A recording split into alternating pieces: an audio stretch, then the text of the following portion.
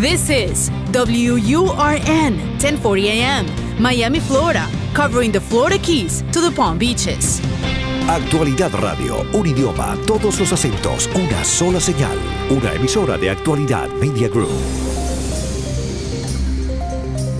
¿Cuáles son los límites de la mente?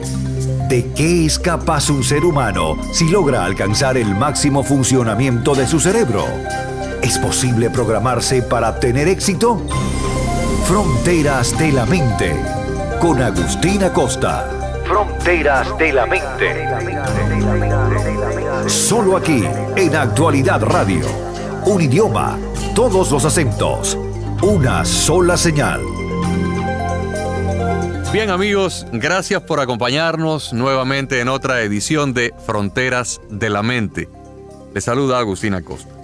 En programas anteriores les hemos hablado de la diferencia entre el cerebro, la mente y la conciencia, algo que todavía los científicos modernos tratan de definir, tratan de explicar y quizás de una manera un poco simplista pudiéramos llevarlo al nivel de una computadora. El cerebro, pues, es la computadora como tal. Son los transistores, los circuitos integrados, toda la parte física tangible que sale de la fábrica, pero que por sí sola no piensa. En cuanto a la conciencia o la mente, pues pudiéramos decir que son las instrucciones, los programas, lo que llaman en inglés el software, que se le incorpora a este aparato, a esta serie de componentes electrónicos, para que entonces pueda esa computadora pensar, calcular, hacer operaciones de lógica, de matemática y de todo lo demás. En este momento se han hecho grandes investigaciones, sobre todo en los últimos 20 o 30 años, que han cambiado un poco la forma en que se comprendía o lo que se tenía entendido del funcionamiento de la mente humana. Y la mente sigue siendo hoy día un crisol de enigmas, de misterios, que los científicos pues tratan continuamente de desentrañar. Es la región del organismo más estudiada, pero también es la menos comprendida. Y aún con los avances que han tenido grandes centros de investigaciones y de ciencia, siguen siendo muchas más las preguntas que las respuestas que tenemos en torno a la forma de funcionamiento de nuestro cerebro y sobre todo al partido que le podemos sacar al mismo si podemos llegar a entenderlo verdaderamente. Aunque parezca imposible de creer, la mayor parte de las cosas que hacemos con nuestra mente todavía no tienen una explicación definitiva. La ciencia ignora los detalles, por ejemplo, de por qué y cómo soñamos, cómo es que se forman exactamente los recuerdos y qué mecanismos hacen posible el desarrollo y el cambio de las emociones. Cada día se realizan innumerables experimentos en muchas universidades del mundo, sobre todo en el mundo occidental, todos con el objetivo de desentrañar, de comprender aún más los hilos ocultos que mueven nuestra mente humana. Y asimismo, constantemente aparecen nuevos datos, nuevas investigaciones que nunca dejan de maravillarnos.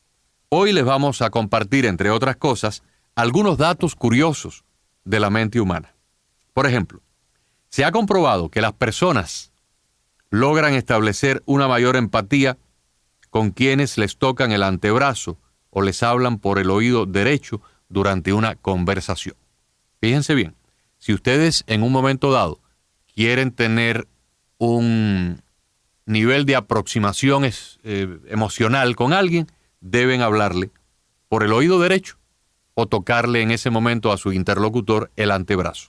Asimismo, se ha descubierto, se ha demostrado, que cuando las personas imaginan o inventan una respuesta, algo que no existe, algo que es una mentira, algo que es falso, pero simplemente lo inventan, tienden a mirar hacia arriba y a la derecha, algo que los detectives, por ejemplo, las personas que se dedican a las investigaciones criminales, tienen muy en cuenta para determinar cuando un sospechoso está diciendo la verdad o está mintiendo.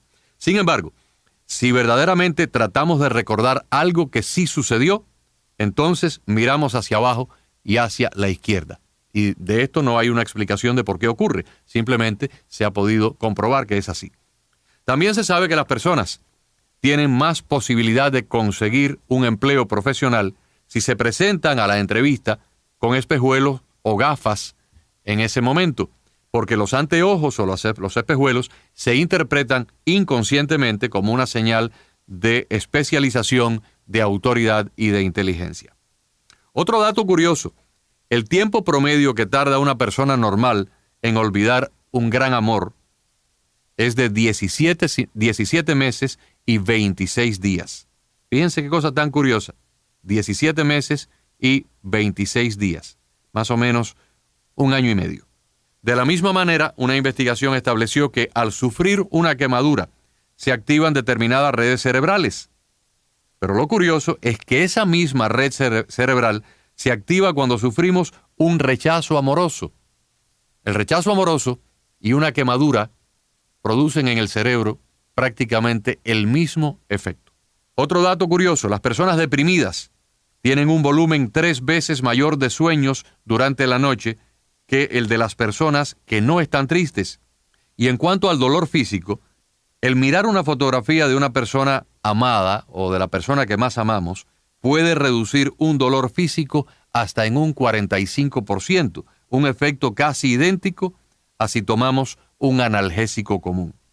Por ejemplo, ciertos monjes tibetanos pueden hacer sus cuerpos inmunes al dolor, simplemente con el poder de la concentración de sus mentes, y hasta logran bajar la temperatura de sus cuerpos varios grados con solo pensarlo.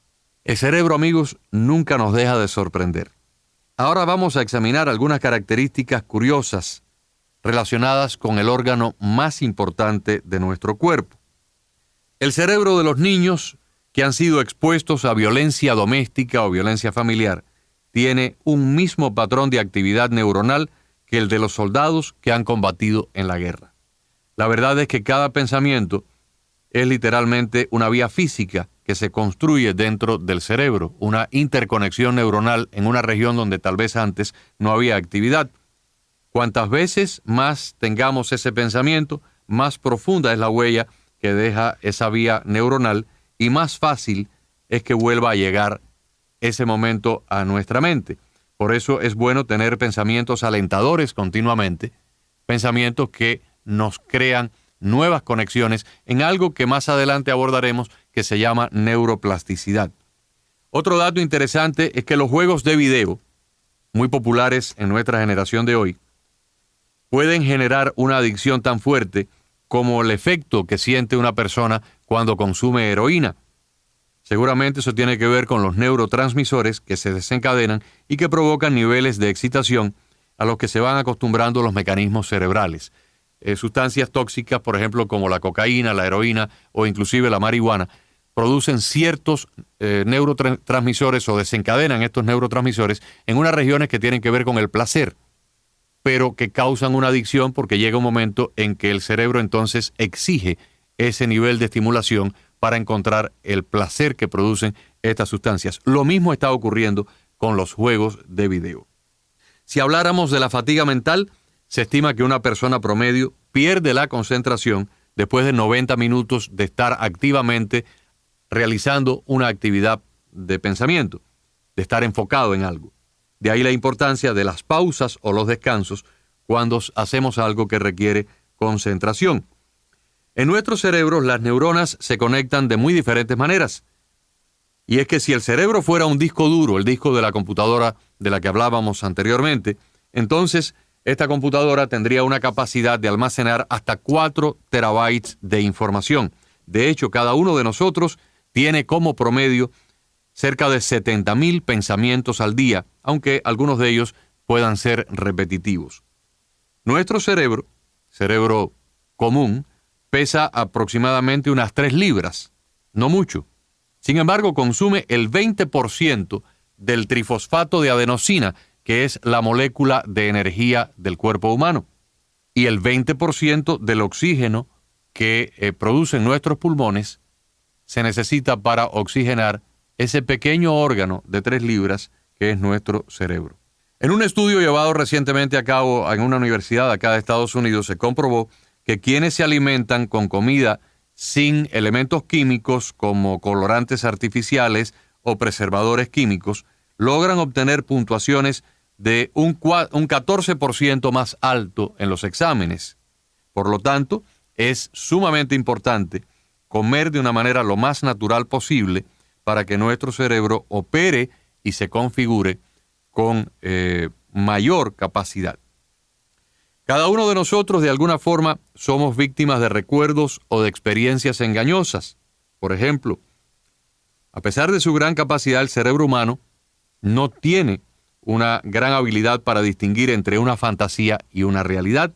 Por eso una persona puede experimentar una película en el cine o en la televisión, como si se tratara de un hecho ocurrido en la vida real. Fíjense que en ciertas películas que tienen tramas dolorosas, al final, cuando se termina la película y encienden las luces, podemos ver a algunas personas llorando, porque la emoción que sintieron a través de la pantalla, sabiendo que estaban viendo una película, sabiendo que eran actores los que estaban realizando un trabajo cinematográfico, sin embargo, les impactó tan profundamente en el corazón, en sus sentimientos, que los llevaron al llanto. O también, por el contrario, los pueden llevar a un nivel de euforia, como si se tratara de algo real.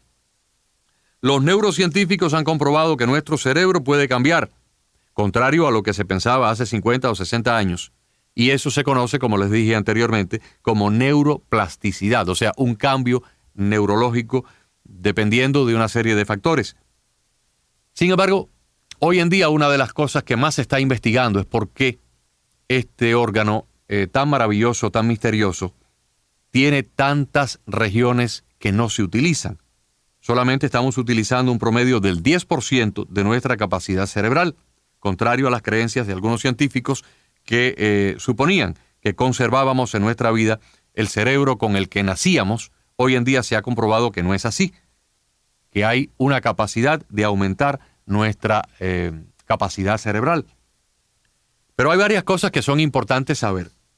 La alimentación. La alimentación es fundamental, y no tanto la alimentación, sino el evitar ciertas sustancias. Por ejemplo, el consumo de alcohol es indiscutiblemente muy dañino para el cerebro. Las personas que consumen drogas también causan un daño permanente, gradual, paulatino, pero permanente a su cerebro. Las habilidades cognitivas también se ven favorecidas cuando el cerebro se encuentra equilibrado, se encuentra con una alimentación adecuada, sobre todo una alimentación que sea acorde a la edad de la persona. Después que pasamos de los 30 o los 40 años, pues por supuesto nuestro cerebro va a comenzar un deterioro paulatino de sus actividades, de su capacidad, en comparación a cuando éramos mucho más jóvenes, cuando éramos adolescentes o jóvenes adultos. Por lo tanto, se recomienda el consumo de vitaminas de la familia B. Es muy útil la familia B de las vitaminas, pero indispensable sobre todo la vitamina B12. Se puede utilizar de forma inyectada, pero también de forma de pastillas o cápsulas. Se han hecho unos estudios interesantísimos acá en los Estados Unidos que relacionan nuestra actividad cerebral y nuestra capacidad neurológica al tocar un instrumento musical. Recientemente escuchamos una conferencia del Dr. Joe Dispenza, uno de los científicos modernos más activos y más a la vanguardia en estas investigaciones. Dispenza nos hablaba de una investigación que se hizo donde se tomó 2 grupos exactos de 100 personas cada uno. A un grupo se les enseñó la escala musical y se les enseñó a tocar 2 o 3 canciones en el piano de una manera muy rudimentaria, cancioncitas de estas muy simples que les enseñan a los estudiantes de primer año de piano. Y se les hizo un estudio de base mediante resonancias magnéticas, estudios de imágenes cerebrales, mientras estaban tocando el piano durante 5 minutos al día. Y se demostró que estas personas tenían nuevas conexiones neuronales a medida que iban progresando en su actividad al piano. Al otro grupo de 100 personas se les enseñó también a tocar el piano y se les enseñó a tocar algunas canciones en el piano de una manera muy rudimentaria. Pero en vez de tocar el piano, a estas personas se les mandó a hacer los mismos ejercicios, pero no en un teclado de un piano, sino imaginándolo en la mente. En otras palabras, 100 personas tocaron durante 5 minutos por varios meses unas cancioncitas muy simples al piano, tocándolas realmente sentados en un piano sobre un teclado. El otro grupo simplemente practicaba imaginando que estaban tocando el piano, pero sin tocarlo, simplemente haciendo un ejercicio imaginativo. Y lo que descubrieron los científicos al cabo de varios meses es que las personas que hicieron el ejercicio mental, solamente de fantasía, el ejercicio mental, obtuvieron el mismo desarrollo neuronal que aquellos que se sentaron frente a un teclado. Por lo tanto, la interrelación de la actividad del pensamiento con la música aparentemente tiene un beneficio extraordinario y amplía nuestra actividad neuronal. El entrenamiento de la memoria también se ha demostrado que tiene un beneficio extraordinario y sobre todo un beneficio preventivo en cuanto a la degeneración del cerebro. Si realizáramos cálculos aritméticos, cálculos matemáticos a diario, si aumentáramos paulatinamente la complejidad o la amplitud de algunas de estas cosas, podríamos tal vez, de la misma forma que un hombre o una mujer va al gimnasio y comienza una serie de ejercicios paulatinos con pesas o con una máquina de resistencia, comenzando tal vez con 20 libras y después con 30 y después con 40, y aumenta paulatinamente la resistencia de estas máquinas del gimnasio para desarrollar sus músculos, los bíceps, los tríceps, los músculos de los hombros, de la espalda. Lo mismo ocurre con el cerebro. A medida que vamos realizando operaciones matemáticas, crucigramas, acertijos, cosas que sean de cierta dificultad, se ha podido demostrar que esto ayuda muchísimo a la neuroplasticidad y a crear actividad eléctrica en nuevas regiones del cerebro que hasta ese momento eran subutilizadas.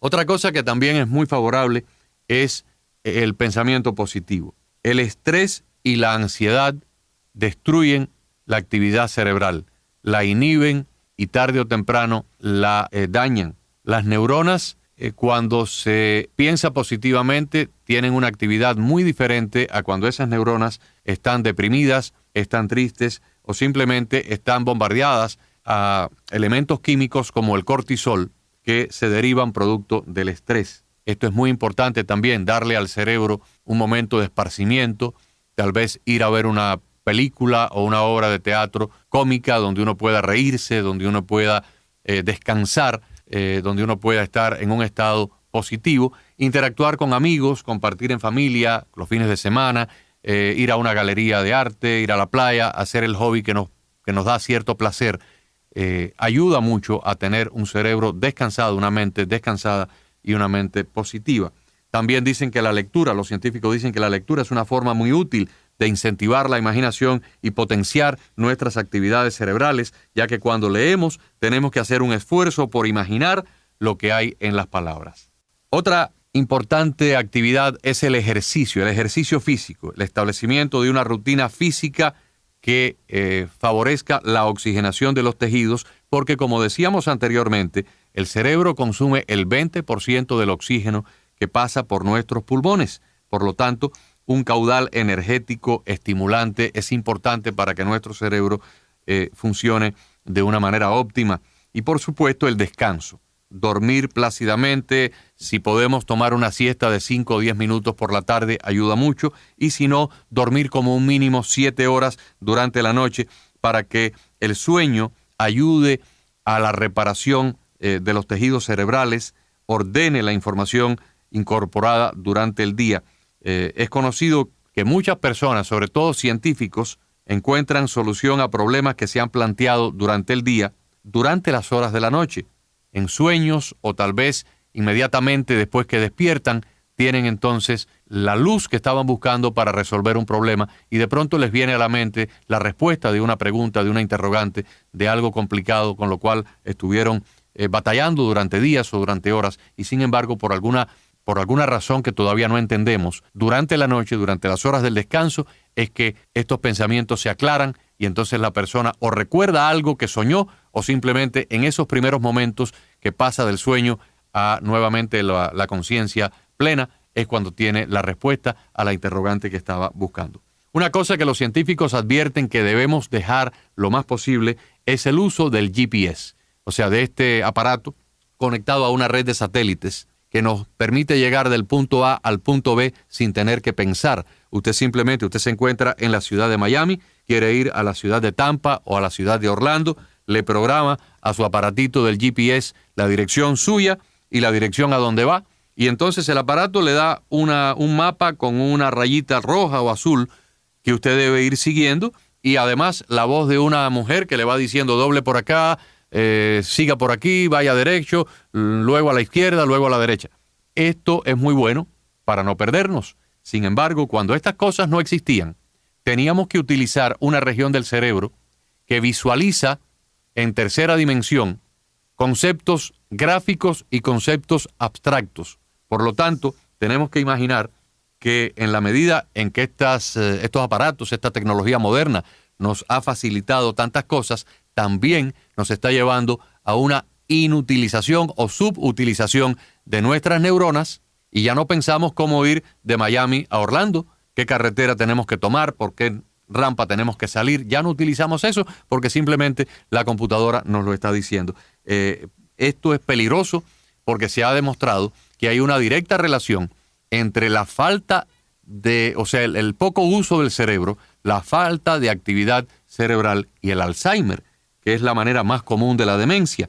La demencia es un término general que describe la pérdida de la memoria y de otras actividades intelectuales, y cerca del 80% de la demencia hoy en el mundo occidental, en el mundo moderno, está clasificada bajo la enfermedad de Alzheimer. Son muchos los científicos, amigos oyentes, que opinan que el Alzheimer se puede prevenir si durante nuestra infancia y adolescencia empezamos a utilizar nuestra mente, llevándola a una serie de ejercicios, a una serie de actividades, y sobre todo cuando somos adultos, entre los 30 y los 60 años, no dejamos de hacer este tipo de actividad. En vez de utilizar un calendario electrónico para memorizar teléfonos y direcciones, memorizarlas en nuestro cerebro. En vez de tomar una calculadora para hacer un cálculo matemático, utilizar un pedazo de papel y un lápiz para llevar ese cálculo mediante la forma antigua de hacerlo, multiplicando, dividiendo, restando, de manera que nuestro cerebro se mantenga activo. Las personas que hacen acertijos, que hacen crucigramas,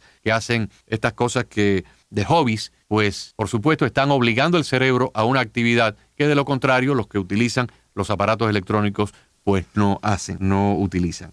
Una vez se pensó que cualquier disfunción cerebral era irreparable, sin embargo hoy en día las investigaciones modernas nos hablan de que el cerebro tiene esta capacidad de plasticidad que ha demostrado que se puede regenerar, que se puede reactivar, inclusive después de un accidente neurocerebral, donde una persona tiene un accidente cerebral, tiene un infarto o tiene una parálisis o inclusive un accidente de carro donde su cerebro ha sido golpeado. Se ha demostrado que cuando una región del cerebro muere, otra región del cerebro se puede activar. Y hoy en día hay una serie de estudios que se están haciendo a nivel de las universidades más modernas en Europa y aquí en los Estados Unidos en el campo de la neuroinmunidad o la neuroinmunología, que tiene que ver con una nueva ciencia que demuestra que se puede inducir el subconsciente a la regeneración celular y sobre todo a la activación de ciertas partes o ciertas regiones de nuestro sistema inmunológico para combatir células cancerosas, para destruir tumores que ya se han formado, simplemente con la orden que se le da al subconsciente de generar este tipo de actividad inmunológica. Son cosas muy, muy a la vanguardia, muy modernas que se están haciendo en los Estados Unidos y en algunos países europeos. Más de 600 estudios, por ejemplo, han demostrado recientemente en los últimos 12 o 15 años en más de 250 universidades modernas del planeta o institutos de investigación en los países del planeta que indican que la meditación aumenta los niveles del intelecto, aumenta los niveles de la actividad neuronal y mejora la calidad de vida a través de la práctica de esta relajación o relajamiento del cerebro.